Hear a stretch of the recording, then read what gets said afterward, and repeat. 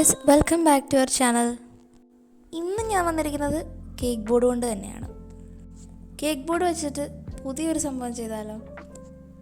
ആദ്യം തന്നെ കേക്ക് ബോർഡിൻ്റെ മേലെ വൈറ്റ് കോട്ട് അടിച്ചെടുക്കുന്നുണ്ട്. യഥാർത്ഥത്തിൽ കേക്ക് ബോർഡിന് കുറച്ച് വൈറ്റ് കളറൊക്കെ ഉണ്ടെങ്കിലും കുറച്ചും കൂടി ഒന്ന് വൈറ്റ് ആക്കാൻ വേണ്ടിയിട്ടാണ് ഞാൻ വൈറ്റ് കളർ അടിച്ചു കൊടുക്കുന്നത്. വൈറ്റ് കേക്ക് ബോർഡ് കിട്ടുവാണെന്നുണ്ടെങ്കിൽ അത് തന്നെ ഉപയോഗിച്ചാൽ മതി.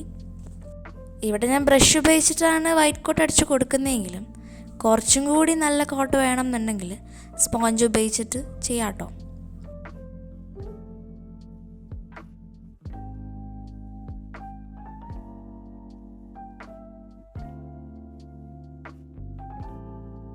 ഞാൻ ദേ ഇവിടെ വൈറ്റ് കോട്ട് അടിച്ചെടുത്തിട്ടുണ്ട്. ഇനി നമുക്ക് വേണ്ടത് ടിഷ്യൂ പേപ്പറാണ്. ടിഷ്യൂ പേപ്പർ ഇത് ഇതുപോലത്തെ റോൾഡ് ടിഷ്യൂ പേപ്പർ എടുത്തിട്ടുണ്ട്. കുറച്ചധികം കട്ടിയുള്ള ടിഷ്യൂ പേപ്പർ തന്നെയാണ് എടുത്ത് വെച്ചിരിക്കുന്നത്. ഇത്രക്കും കട്ടിയുള്ള ടിഷ്യൂ പേപ്പർ വേണ്ട, കുറച്ചും കൂടി കട്ടി കുറവുള്ള ടിഷ്യൂ പേപ്പർ മതി കേട്ടോ. ഈ ടിഷ്യൂ പേപ്പറിന് പകരം പ്ലാസ്റ്റിക് കവർ, നല്ല കളർഫുൾ ആയിട്ടുള്ള പ്ലാസ്റ്റിക് കവർ ഉണ്ടെന്നുണ്ടെങ്കിൽ അത് ഉപയോഗിച്ചാലും മതിയേ. അതായിരിക്കും കാണാൻ കുറച്ചും കൂടി രസം. എൻ്റെ കയ്യിലാകെ വൈറ്റ് പ്ലാസ്റ്റിക് കവേഴ്സ് മാത്രമേ ഉണ്ടായിരുന്നുള്ളൂ, അതുകൊണ്ടാണ് ഞാനത് ഉപയോഗിക്കാഞ്ഞത്. പിന്നെ കളർ ടിഷ്യൂ പേപ്പർ കിട്ടുകയാണെന്നുണ്ടെങ്കിൽ അതും നല്ലതാണ്. കളർഡ് ടിഷ്യൂ പേപ്പറോ പ്ലാസ്റ്റിക് കവേഴ്സോ ഒന്നുമില്ലാത്തതുകൊണ്ട് തന്നെ നമ്മളൊരു ടിഷ്യൂ പേപ്പർ എടുത്തിട്ടുണ്ട്. അതുമേൽ ഇതുപോലത്തെ ബ്രഷ് പെന്നോ അല്ല സ്കെച്ച് പെൻസോ ഉപയോഗിച്ച് ഒന്ന് കളർ ചെയ്ത് കൊടുക്കുക. ഇത് ഭയങ്കര കഷ്ടപ്പാടായിരുന്നു ചെയ്യാൻ വേണ്ടിയിട്ട്. അടിച്ചിട്ടും തീരുന്നില്ല, പിന്നെയും ഗ്യാപ്പുകൾ വന്നുകൊണ്ടിരിക്കുകയാണ്. അറ്റ് ലാസ്റ്റ് ഞാൻ വിചാരിച്ചു പെയിൻറ്റ് ഉപയോഗിക്കാമെന്ന്. ഞാനിവിടെ അതിൻ്റെ മജന്ത കളറിലെ ഒരു പെയിൻറ്റ് എടുത്തിട്ടുണ്ട്. ആ പെയിൻറ്റ് ഇതുമേൽ അടിച്ചു കൊടുക്കുന്നുണ്ട്. കുറച്ചും കൂടി ഈസിയുള്ള പരിപാടി ഈ പെയിൻറ്റ് അടിച്ചു കൊടുക്കുന്നത് തന്നെയാണ്. നമ്മൾ ബ്രഷ് പെൻസ് ഉപയോഗിക്കുന്നതിനേക്കാളും കുറച്ചും കൂടി ഈസി ഇത് തന്നെയായിരുന്നു. അതുകൊണ്ട് അത് തന്നെ ഞാൻ കണ്ടിന്യൂ ചെയ്തു. മറ്റേ കളറും ഇതും തമ്മിൽ കുറച്ച് ഡിഫറൻസ് ഉണ്ടെങ്കിലും നമുക്ക് അഡ്ജസ്റ്റ് ചെയ്ത് പോകാവുന്നതേ ഉള്ളൂ കേട്ടോ.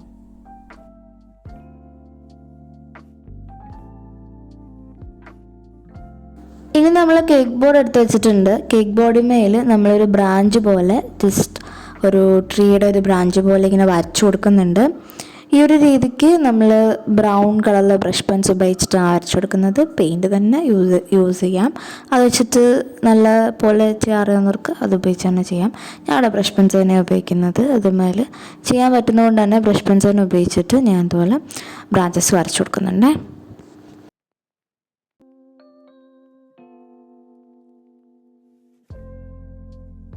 ഈ രീതിയിൽ നമ്മൾ ചെയ്തെടുത്തിട്ടുണ്ട്. ഇനി നമ്മൾ നേരത്തെ ടിഷ്യൂ പേപ്പർ എടുത്ത് വെച്ചിട്ടുണ്ടായിരുന്നില്ലേ, അതെടുക്കാം. അതിനെ ഇതുപോലെ സ്ക്വയർ ആക്കി എന്ത് ചെയ്യണം, കട്ട് ചെയ്ത് കൊടുക്കണം.